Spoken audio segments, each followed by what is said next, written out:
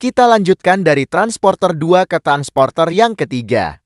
Setelah kita menonton Transporter 2 mengenai mirip virus saat tahun 2019 kemarin, maka Transporter 3 membahas topik yang menarik mengenai limbah kimia yang takutkan manusia jika terjadi.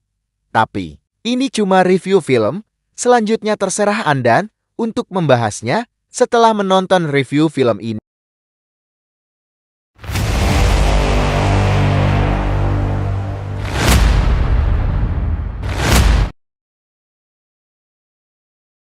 Di awal film ini, muncul sebuah kapal kargo yang membawa puluhan kontainer.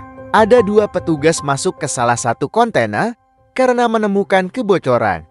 Saat mereka membuka sebuah drum, mereka terkejut karena cairan saat itu berada di dalamnya langsung merusak wajah dan menewaskan keduanya. Kapten yang mendapat laporan langsung melakukan pembersihan menggunakan perlengkapan dan membuang kedua awaknya ini ke laut.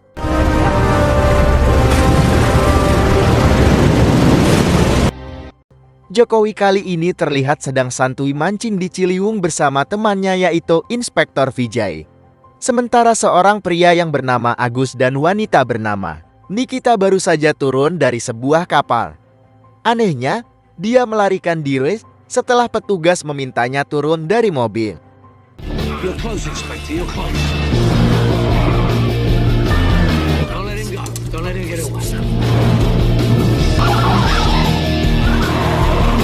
Jokowi dan Vijay harus mengakhiri liburan mereka karena atasan Vijay menelponnya untuk mengusut sebuah kasus. Padahal, Jokowi baru saja mendapatkan strike besar. Sebuah jet pribadi baru saja mendarat. Seorang bos mafia bernama Tony turun diikuti 3 anak buahnya. Kepada petugas imigrasi, dia mengaku hendak melakukan bisnis di Perancis di bidang perlindungan lingkungan hidup. Berpindah kepada seorang menteri Ukraina bernama Ginanjar yang hendak membuka konferensi Uni Eropa di Odessa esok hari yang berkaitan dengan mengenai pencemaran lingkungan oleh limbah industri. Tetapi di lain tempat di kantornya, menteri mendapat sebuah kiriman paket rahasia. Saat itu ada di dalamnya berisi handphone. Ternyata, Tony langsung menelpon menteri itu. Dia mengatakan mempunyai bukti kejahatannya dengan SCOP dalam kaitan perizinan mereka untuk melakukan bisnis di Ukraina. Setelah melihat dokumen itu, sang menteri terkejut.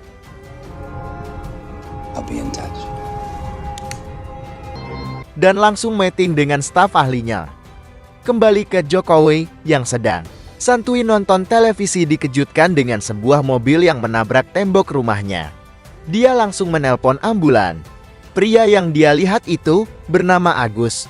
Jokowi ingat saat dia ditawari sebuah pekerjaan oleh sebuah sindikat dan dia menolaknya, lalu memberi saran kepada mereka untuk menggunakan jasa Agus.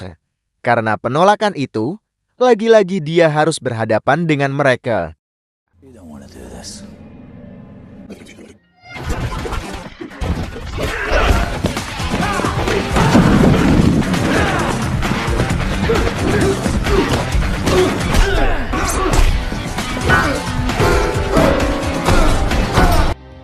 Namun dalam kondisi setengah sadar, Agus meminta kepada Jokowi jangan dikeluarkan dari mobil ini. Jokowi tidak mengerti dengan ucapannya. Setelah ambulan datang, mereka langsung membawanya.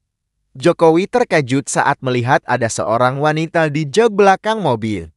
Ketika sadar, dia menolak untuk dikeluarkan dari mobilnya karena di tangannya terdapat sebuah gelang bom yang dapat memicu ledakan. Seketika Jokowi sadar dan berlari untuk menghentikan ambulan. Namun dia terlambat. Tiba-tiba, dia kembali ke rumah dan seseorang memukulnya hingga dia pingsan. I told you. Ketika tersadar, Jokowi berada di sebuah ranjang dan sudah menggunakan gelang bom.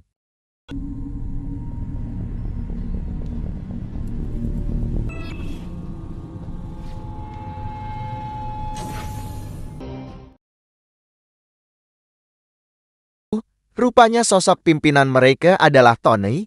Tiba-tiba dia memaksa Jokowi kali ini untuk mengikuti kemauannya mengirimkan sebuah paket. Anak buahnya yang pernah ditonjok Jokowi selalu tengil hingga dia terpaksa menembaknya. Jokowi tidak punya pilihan lain. Dia harus menerima pekerjaan ini. Namun dengan satu syarat, yaitu menggunakan mobilnya. Dan Jokowi harus membawa Nikita dalam tugasnya, kecuali dia ingin gadis ini ditembak. You're the boss. Jika dia berada di jarak 25 meter dari mobilnya, maka gelang bom itu akan menyala warna kuning. Lalu, jika jaraknya 50 meter, lampu oranye akan menyala. Dan, jika berada di jarak 75 meter, lampu merah menyala dan meledak. Boom! Money, a gas and food. Memulai perjalanannya, Jokowi yang kesal mencoba bertanya kepada Nikita, namun dia memilih diam saja.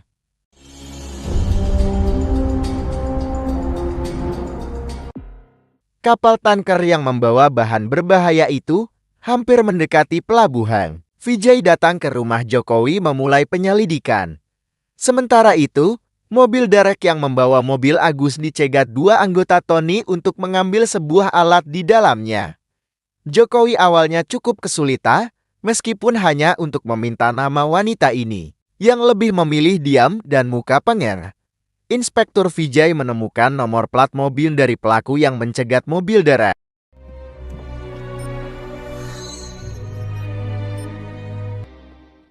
Diketahui juga, mereka mengambil GPS mobil tersebut. Menteri dipaksa untuk membuat kontrak dengan perusahaan Acokor.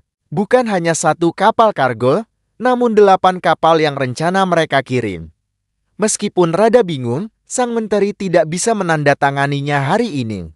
Namun dia bisa menunggu keesokan harinya di Odessa saat acara konferensi Uni Eropa jam 9 pagi. Waktu setempat, nahkoda kemudian melaporkan tumpahan bahan berbahaya itu kepada atasannya. Sesuai faktanya ada 8 kapal yang datang ke pelabuhan Ukraina. Sang menteri rupanya menugaskan seseorang yang dipercaya untuk membantunya. Location. Vijay mendapatkan mobil Mercedes hitam bukan milik Jokowi yang melaju cepat menuju Jerman. Jokowi memutuskan untuk menemui temannya dan mencari tahu tentang gelang bom. Ini, alat pelacak yang dipasang di mobilnya, menunjukkan Jokowi salah jalur. Dan Tony memerintahkan orang di sana untuk memaksa Jokowi kembali ke jalurnya. Sesampainya di bengkel temannya yang bernama Dadan, Jokowi mendapat informasi tentang teknologi resolusi magnetik ini berasal dari Pentagon. Dadang kemudian mencari plat transmisi yang berada di dalam mobilnya. Tiba-tiba muncul gerombolan orang yang ditugaskan oleh Tony.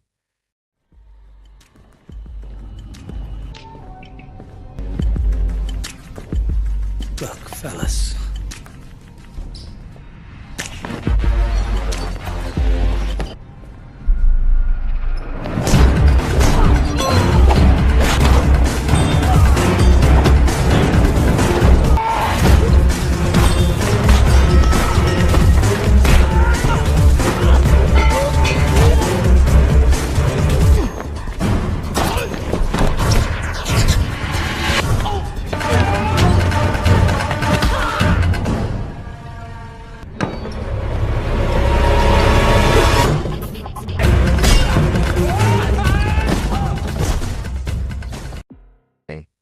Jokowi kembali menunjukkan aksi kerennya melumpuhkan mereka yang membuat Nikita terkesima. Tak hanya itu saja, muncullah seorang algojo berbadan smackdown yang cukup membuat Jokowi kewalahan.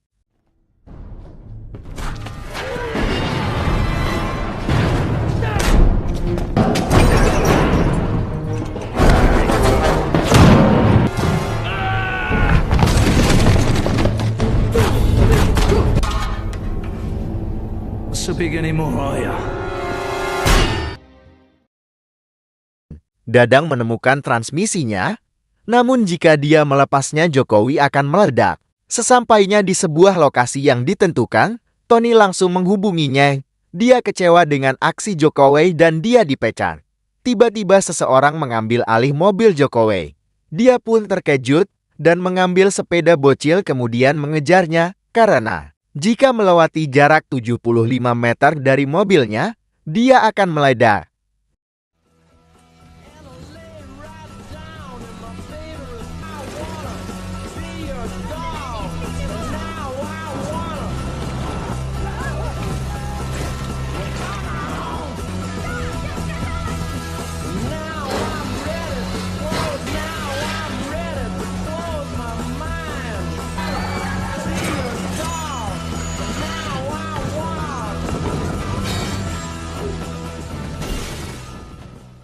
Jokowi pun berhasil mengambil alih kembali mobilnya.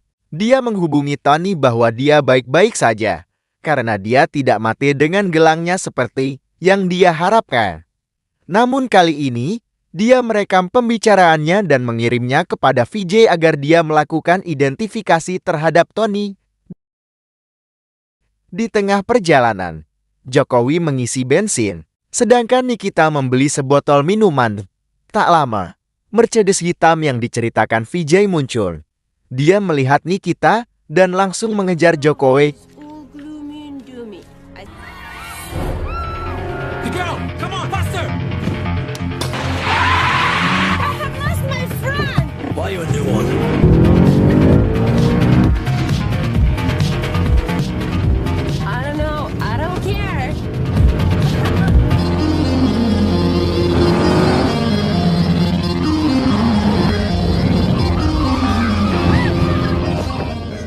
Kembali menelpon Tony dan mencari tahu tentang siapa mereka sebenarnya.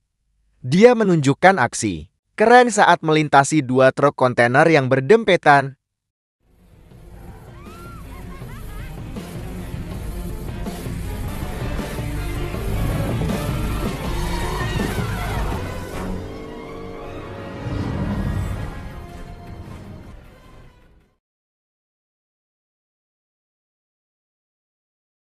Lalu mengarahkan mobilnya masuk ke dalam hutan.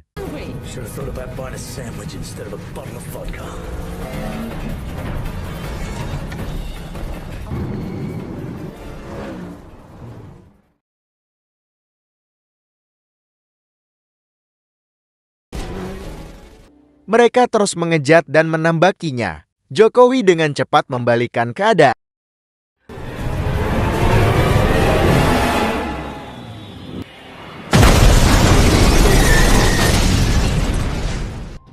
Dia mendorong mobil mereka hingga masuk ke jurang dan meledak. Jokowi merasa lelah. Nikita mencoba menghibur dan sedikit mengodanya. Jokowi kemudian membuka paketnya yang ternyata hanyalah sebuah buku telepon. Dia sadar paket sesungguhnya adalah Nikita. Lalu siapakah Nikita ini? Dia semakin kesal dan Nikita lagi-lagi menggoda. Tony menelpon menteri karena dia telah mengirim seseorang yang hampir mencelakakan putrinya, dan di sini terungkap, Nikita adalah anak dari Menteri Ginanjar.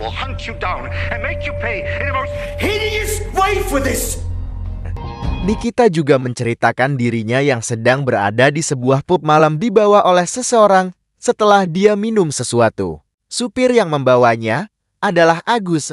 Dia menelpon ayahnya, namun sebelum tersambung mereka mengejarnya, hingga Agus memutuskan untuk menabrakkan mobilnya ke rumah Jokowi. He says he has a friend. And then I met you. Just a little. Jokowi kembali diberi koordinat baru oleh Tony. Vijay menemui menteri yang akan melakukan konferensi, karena ini berkaitan dengan putrinya. Setelah sebelumnya dia akan dibawa ke Bukares, ternyata pagi ini mereka sampai di Odessa. Menteri kali ini mau bekerja sama dengan Vijay. Sementara itu Jokowi diarahkan ke sebuah lokasi di jembatan.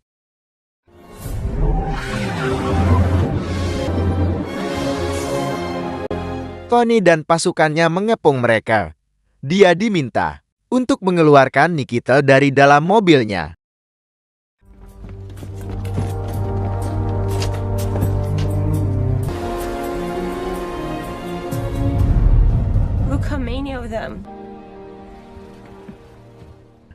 Setelah Nikita mereka dapatkan, Jokowi langsung ditembaki hingga dia memutuskan untuk menerjunkan mobilnya.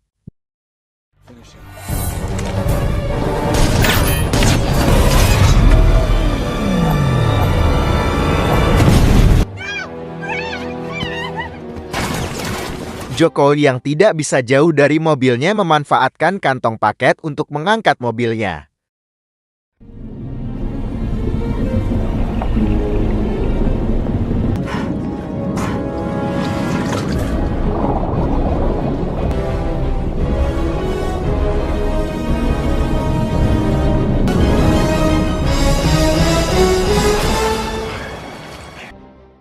Tony lebih memilih naik kereta sampai kontrak itu ditandatangani menteri dengan jaminan putrinya, dan Vijay melihat Jokowi sedang duduk santu di atas mobilnya. Menurut Vijay, limbah beracun itu bisa menutupi separuh negara dengan polusi hingga 100 tahun. Di tempat lain tinggal 15 menit lagi tepat pukul 9, menteri harus menandatangani kontrak tersebut. Jokowi menerbangkan mobilnya agar parkir di atas kereta api.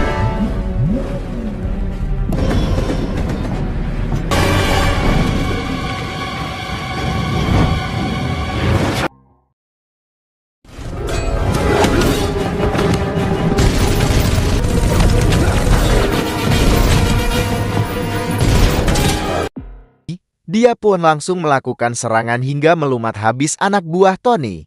Namun saat giliran Tony jaraknya terlalu jauh dengan mobilnya,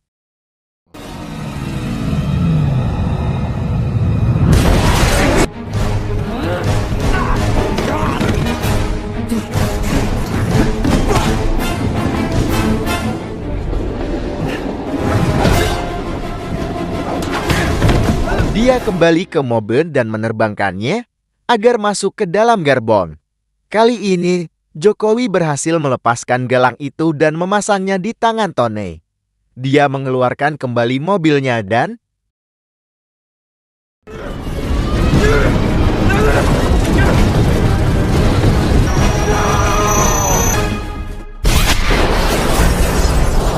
Vijay segera menelpon menteri dan mengatakan putrinya telah aman. Kontrak itu pun disobak oleh menteri, dan dia kembali ke acara konferensi untuk mengingatkan resiko berbahaya berbisnis dengan mereka. Polisi air pun menangkap kapal kargo itu. Vijay kembali mancing bersama Jokowi dan kali ini Nikita menemaninya. Karena lama menunggu Inspektor Vijay dan Jokowi yang masih belum menangkap satupun ikan, Nikita memberikan saran agar Jokowi dan Inspektor Vijay berhenti memancing dan mengajak pergi ke sebuah restoran makan, dan setelah itu film pun tamat.